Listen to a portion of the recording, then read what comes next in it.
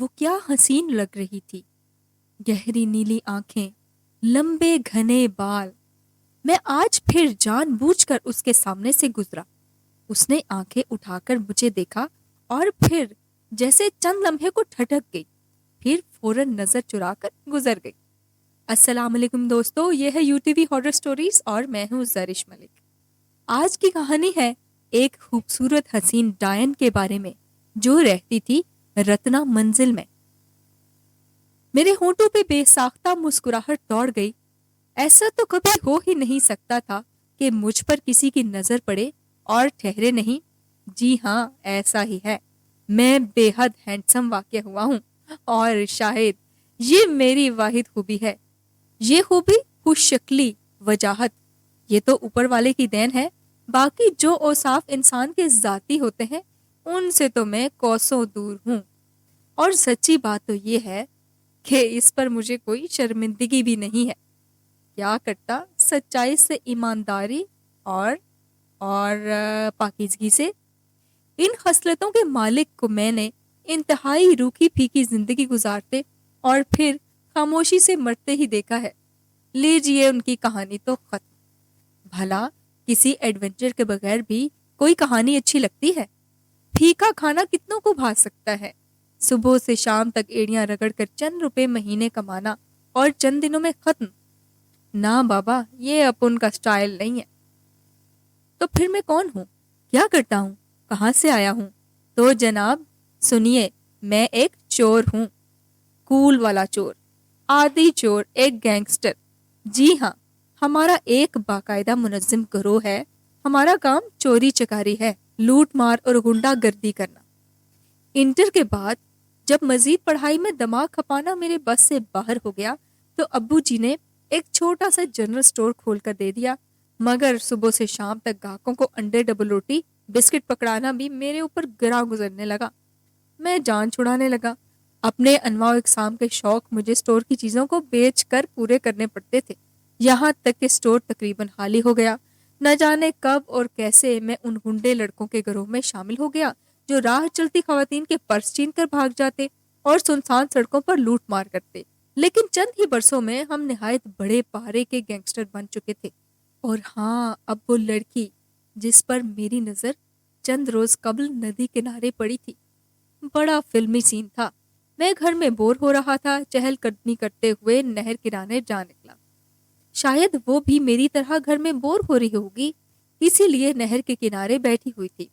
اس کی پشت میری طرف تھی جس پر گھنے بالوں کی لمبی چوٹی پڑی ہوئی تھی۔ میں آہستہ آہستہ چلتا ہوا اس کے قریب سے گزرا۔ وہ سر جھکائے نہ جانے کن سوچوں میں گم تھی۔ اس جگہ کئی اور لوگ بھی موجود تھے، اپنے کاموں میں مگن تھے، مگر وہ کسی کی طرف بھی متوجہ نہ ہوئی۔ قریب سے دیکھنے پر مجھے اندازہ ہوا کہ وہ خوبصورت ہے، بے حد خوبصورت، مگر وہ مجھ پر نظر ڈالے بغیر ہی میرے پاس سے گزر کر چلی گئی اور میں دل تھام کر رہ گیا۔ چلو، اس اجاڑ جگہ کوئی تو دل بہلانے کی صورت نظر آئی، مجھے تسلی ہوئی۔ دراصل اس قصبے میں مجھے آئے چند روز ہی ہوئے تھے۔ ڈیرا پور نامی یہ گاؤں نما قصبہ اس قدر قدیم تھا اور دور دراز بھی۔ یہاں ٹی وی بھی بہت کم گھروں میں تھا، لوگ شاید اخبار بھی کم ہی پڑھتے تھے، آبادی بہت کم تھی۔ شام سے ہی گلیوں میں اندھیرا ہو جاتا اور لوگ گھروں میں بند ہو جاتے، اور میرے لیے یہی آئیڈیل سچویشن تھی، کیونکہ اپنے شہر میں ایک بہت بڑی واردات کرنے کے بعد ہم چاروں دوست رقم آپس میں بانٹنے کے بعد، جو کہ لاکھوں میں تھی، الگ الگ مقامات پر فرار ہو گئے تھے۔ ہم سب نے اپنی اپنی جگہوں کا انتخاب کیا ہوا تھا جو ہمارے شہر سے بہت دور ہوں، جہاں ٹی وی وغیرہ کی سہولت بھی کم ہو تاکہ چیزیں لوگوں کے سامنے نہ آ سکیں۔ میرے حصے میں ڈیرا پور آیا تھا۔ جب شہر میں اس واردات کی خبریں ٹھنڈی پڑ جاتی تو ہم سب نے ایک ایک کر کے اپنے گھروں کو لوٹ جانا تھا۔ ہم نے اپنے گھروں میں مختلف قسم کے بہانے بنا کر گھر والوں کو مطمئن کیا ہوا تھا۔ ہاں، تو میں ذکر کر رہا تھا اس کا جس کو میں نے پہلی بار ندی کنارے دیکھا تھا۔ پھر وہ مجھے اکثر نظر آنے لگی۔ شاید قسمت مجھ پر یہاں بھی مہربان ہونے والی ہے، میں نے خود سے کہا۔ مجھے تو انتظار تھا بس اس کی ایک نظر کا، بس ایک نظر جو وہ مجھ پر ڈالے گی، پتھر ہو جائے گی۔ جی ہاں، ایسا ہی ہوں میں۔ قدرت نے مجھ کو وجاہت بڑی ہی فیاضی سے عطا کی ہے۔ میں روپیہ پیسہ بے شک لوٹ مار کر کے بڑی محنت سے ہی کماتا ہوں، مگر لڑکیوں کے بارے میں مجھ کو کوئی محنت نہیں کرنی پڑتی، وہ خود مکھیوں کی طرح میرے پیچھے چلی آتی ہیں۔ ڈیرہ پور آ کر پہلے تو میں شدید بور ہوا تھا، نہ فلم، نہ ہوٹل، نہ ٹی وی، کسی اور مشغلے کا سوال ہی پیدا نہیں ہوتا۔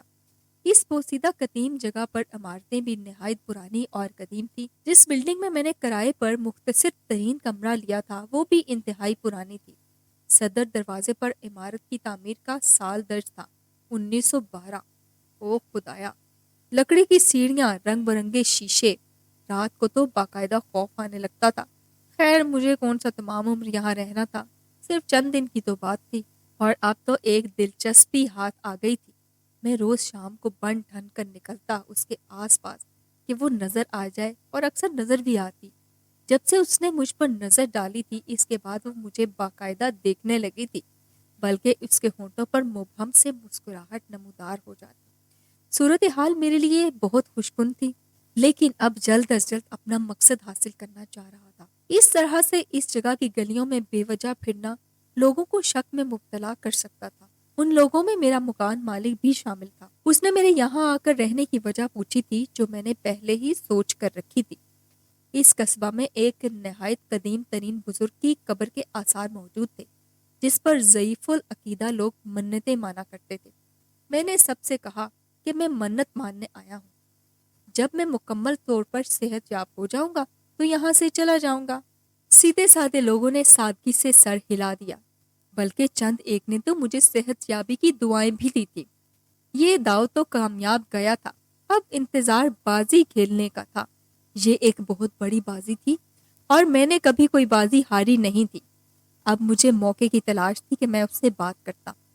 یہ آسان نہیں تھا، چھوٹی جگہ ہونے کی وجہ سے وہ کبھی اکیلی نہیں ملتی تھی، ہمیشہ آس پاس لوگ آتے جاتے تھے، اور شام میں تو یہاں مرد تک اکیلے باہر نہیں نکلتے تھے، تو پھر وہ لڑکی کیسے باہر آتی؟ میں کیا کروں، کیسے، کہاں، اس سے کب بات کروں؟ ان سب سوالوں میں سے کہاں کا جواب مجھے جلد ہی مل گیا۔ جس جگہ میں قیام پذیر تھا اس جگہ میرا مقصد ہرگز پورا نہیں ہو سکتا تھا۔ تنگ بلڈنگ میں میرے کمرے کے علاوہ لاتعداد چھوٹے چھوٹے کمرے تھے جن میں خاندان کے خاندان آباد تھے۔ بلڈنگ کا رکھوالا تو باقاعدہ کسی ظالم ساس کی طرح میرے دروازے کے عین سامنے ہی اپنی چارپائی ڈال کر سوتا تھا۔ خیر آخر مجھے اپنی مطلوبہ جگہ نظر آ ہی گئی، رتنا منزل 1908۔ جی ہاں، یہ گھر کی ٹوٹی پھوٹی پیشانی پر درج تھا جس پر میں نے اس لڑکی کو پہلی مرتبہ دیکھا تھا۔ اس گھر کی کھڑکیاں اور روشن دان بند رہتے تھے اور لکڑی کے بڑے سے داخلی دروازے پر بڑا سا تالا لگا ہوا تھا۔ اگر داخلی دروازہ بند کر دیا جاتا تو اندر جانے کا کوئی اور راستہ نہیں تھا، یعنی میری خواہش کے عین مطابق۔ شاید بلکہ یقیناً اس گھر میں اور کوئی نہیں رہتا تھا۔ میں نے اندازہ لگایا یہی جگہ میرے کام کے لیے انتہائی مناسب ہے۔ نہ صرف ایک مرتبہ بلکہ کئی مرتبہ اپنے ہونٹوں پر ناپاک مسکراہٹ دوڑا دی، اور پھر ایک شام مجھے موقع مل ہی گیا۔ وہ رستے میں مجھے ٹکرا گئی اور قسمت سے اس جگہ آس پاس کوئی بھی نہیں تھا۔ سنو پلیز میری بات سنو۔ دوڑ کر آنے میں میری سانس پھول گئی۔ میں کئی روز سے تم سے ملنا چاہ رہا تھا۔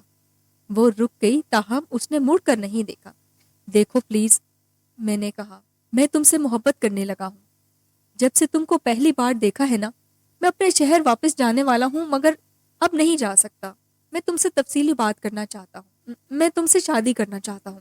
دیکھو یہ جگہ ان باتوں کے لیے مناسب نہیں ہے۔ تم مجھے آج بلکہ کل رات کو رتنا منزل مل سکتی ہو پلیز، میں نے التجا کی۔ وہ میری طرف مڑی، شرم سے اس کے گال سرخ ہو رہے تھے۔ اس نے اسبات میں سر ہلا دیا۔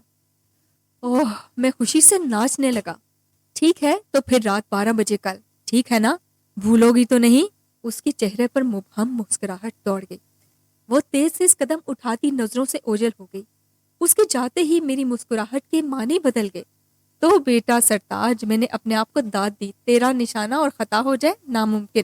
دوسرے دن میں صبح ہی سے رات کی تیاری کرنے لگا، اپنا بہترین جوڑا نکالا، شیمپو کیا، نہا دھو کر تیار ہو گیا۔ آنے والے حسین وقت کے خیال سے میرے جسم میں سنسنی دوڑ گئی۔ سامنے لگے قدیم گھڑیال نے 11 بجائے۔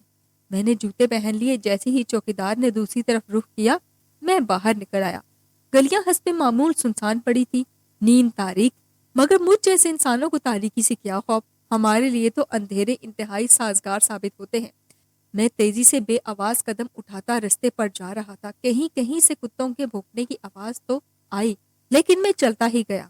تھوڑی دیر میں ندی اور رتنا منزل کے آثار دکھنے لگے۔ رتنا منزل کی بند بالکنی اس طرح سے ڈیزائن کی گئی تھی کہ اس میں جھانکا جاتا تو ندی کا خوبصورت نظارہ نظر آتا تھا، مگر اس وقت تو کوئی خوبصورتی مجھے اپنی طرف متوجہ نہیں کر رہی تھی۔ اگر وہ نہ آئی تو کیا ہوگا؟ ایک خیال میرے ذہن میں آیا اور میرا دل ڈوب گیا۔ نہیں، وہ ضرور آئے گی، میں نے خود کو تسلی دی۔ اس کی آنکھوں میں چھپے ہاں کو میں نے پہچان لیا تھا۔ بند تالا ماسٹر کی سے کھولنے کے بعد میں اندر چلا گیا۔ جیب سے ٹارچ نکال کر میں نے جلائی، مگر اس کو کیسے معلوم ہوگا کہ میں اندر پہنچ گیا ہوں؟ میرے ذہن سے سوال آیا۔ میں نے گھڑی میں ٹائم دیکھا، 11:30 بج رہے تھے۔ چلو اندر پہنچ کر کوئی مناسب جگہ تو تلاش کر لوں۔ میرے اندر تو جیسے گدگدی ہونے لگی۔ اف، رتنا منزل کتنی بھیانک ہے، میں نے سوچا۔ قدیم انداز کے تنگ کمرے، برآمدے، لکڑی کی کھڑکیاں، شاید برسوں سے یہ زینے بالکل خالی اور مٹی میں اٹے ہوئے ہیں۔ ہر جگہ خالی پڑی ہے۔ یہاں تو کوئی دری بھی نہیں ہے، میں نے سوچا۔ وہ بھی ابھی نہیں آئی۔ میں عمارت کے اور اندر داخل ہو گیا۔ اف، یہ کیا؟ عمارت کے اوپری حصے میں ایک بڑا سا تالا موجود تھا، انتہائی سال زردہ، بہت پرانی وضع کا۔ ایسا تالا تو میں نے صرف پرانی ڈرامنی فلموں میں ہی دیکھا تھا۔ میں نے تالا کھول دیا۔ اندر جانے پر ایک تالاب نظر آیا جو بہت ہی گندا تھا۔ اس میں پانی کا تو نام و نشان تک نہ تھا، بلکہ اس کے اوپر کائی جمی ہوئی تھی جو کہ اس وقت چاند کی بھرپور روشنی میں سیاہ دکھائی دے رہی تھی۔ ڈر سے دور تک کا واسطہ بھی نہ ہونے کے باوجود ایک عجیب خوف کی لہر میری ریڑھ کی ہڈی میں دوڑ گئی۔ بس صرف آج میں نے اپنے پروگرام میں تبدیلی کی، صرف آج رات۔ اس کے بعد میں کل واپس چلا جاؤں گا اپنے شہر۔ تالاب کے آس پاس لمبے لمبے قدیم درخت موجود تھے، تالاب سے کئی بڑھ کر ڈراؤنے۔ آخر وہ کمبخت کیوں نہیں آئی، میں نے جھنجھلا کر سوچا۔ مگر وہ تو موجود تھی، مجھ سے پہلے، بہت پہلے، بند تالے کے اندر ہی۔ اس قدیم گھر میں بنے تالاب کے کنارے ایک قدیم درخت کی سب سے اونچی باریک ڈال پر آرام سے اکڑوں بیٹھی تھی، آسمان کی طرف منہ کیے مکروہ آواز میں رو رہی تھی، بین کر رہی تھی۔ اس نے مجھ پر نظر ڈالی اور اس کا بین اور رونا یکلخت بند ہو گیا۔ وہ مسکرانے لگی، شیطانی مسکراہٹ۔ چیخ میرے منہ سے نہیں، میرے جسم سے نکلی تھی۔ ارے یہ کیا؟ چند لوگ رتنا منزل کے آس پاس جمع تھے۔ یہ اس بلڈنگ کا تالا پھر کھلا ہوا ہے، اس کا مطلب پھر کوئی اس بدرو کے پھیرے میں آ گیا ہے۔ مگر کون؟ یہاں رہنے والے تو سب اس کے بارے میں جانتے ہیں۔ ہوگا کوئی بد نصیب اجنبی۔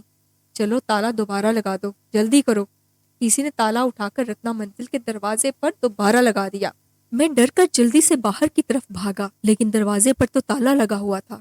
اس نے زور سے درخت سے نیچے چھلانگ لگائی اور میرے پیچھے بھاگی۔ میں پوری تیزی کے ساتھ ادھر سے ادھر بھاگ رہا تھا۔ مجھے باہر نکلنے کا راستہ نہیں مل رہا تھا۔ میں بہت زیادہ خوفزدہ ہو گیا۔ میں اتنا ڈر گیا کہ میں اپنے سارے گناہوں کی معافی مانگنے لگا۔ مجھے لگا کہ یہی میرے گناہوں کی سزا ہے۔ وہ بھاگتے بھاگتے اچانک چاند کی روشنی کے نیچے آئی اور زور سے چیخ رہی تھی۔ میں نے اس کو دیکھا تو ایک لمحے کے لیے جیسے میرا دل ہی بند ہو گیا۔ اس کے دانتوں پر اس طرح کا سرخ رنگ لگا تھا جیسے خون کا رنگ ہو، جیسے وہ کسی کا گوشت کھا کر آئی ہو۔ اس کی خوبصورت آنکھیں اب بھیانک آنکھوں میں بدل چکی تھی۔ اس کا چہرہ اتنا ڈراونا تھا کہ میں نے پہلے کبھی ایسا چہرہ نہیں دیکھا۔ بھاگتے بھاگتے مجھے ایک کھڑکی نظر آئی جو ایک طرف سے کچھ ٹوٹی ہوئی تھی۔ میں نے پاس پڑا ایک پتھر جلدی سے اس پر مارا۔ وہ لکڑی پرانی ہونے کی وجہ سے خستہ ہو چکی تھی اور وہ کھڑکی ٹوٹ گئی، اور میں نے جلدی سے وہاں سے باہر چھلانگ لگا دی، اور پھر میں نے پلٹ کر پیچھے مڑ کر نہیں دیکھا۔ اور جب میں اس بلڈنگ تک پہنچا جہاں میں نے کمرہ کرائے پر لیا ہوا تھا تو سب لوگ نیند سے جاگ گئے کیونکہ میں بہت زور زور سے چیخ رہا تھا۔ مالک مکان نے بھی پوچھا کہ تمہیں کیا ہوا ہے۔ میں نے ساری کہانی بتا دی۔ لوگوں نے بتایا کہ یہاں پر ایک ڈائن رہتی ہے جو رتنا منزل کی ڈائن کے نام سے مشہور ہے۔ وہ اکثر لوگوں کو اسی طرح سے رجھاتی ہے اور پھر ان کو رتنا منزل بلا کر ان کا خون کر دیتی ہے۔ یہ تو تمہاری قسمت اچھی تھی کہ تمہاری جان بچ گئی۔ وہ رات تو ایسے ہی گزر گئی۔ صبح ہوتے ہی میں نے اپنا سامان باندھا اور اپنے شہر کو واپس لوٹ گیا۔ گھر آ کر میں اپنے ابو کے قدموں میں بیٹھ گیا اور ان سے معافی مانگی اور اپنے سارے گناہوں سے توبہ کر لی، اور تو اور اس کے بعد میں کسی لڑکی کے چکر میں بھی نہیں پڑا۔ تو دوستو، اسی طرح کبھی کسی خالی علاقے میں کوئی حسینہ اگر آپ کو اپنی طرف متوجہ کرنے کی کوشش کرے تو اس کے پیچھے ہرگز نہ جائیے گا، کیونکہ وہ کوئی ڈائن بھی ہو سکتی ہے۔ تو دوستو، کیسی لگی آج کی کہانی؟ اگر آپ کو کہانی اچھی لگی ہو تو کہانی کو لائک کرنا اور چینل کو سبسکرائب کرنا نہ بھولیے گا، کیونکہ یہاں ملے گی ہر روز ایک نئی کہانی۔ تو میں پھر آؤں گی کسی ڈراؤنی کہانی کے ساتھ۔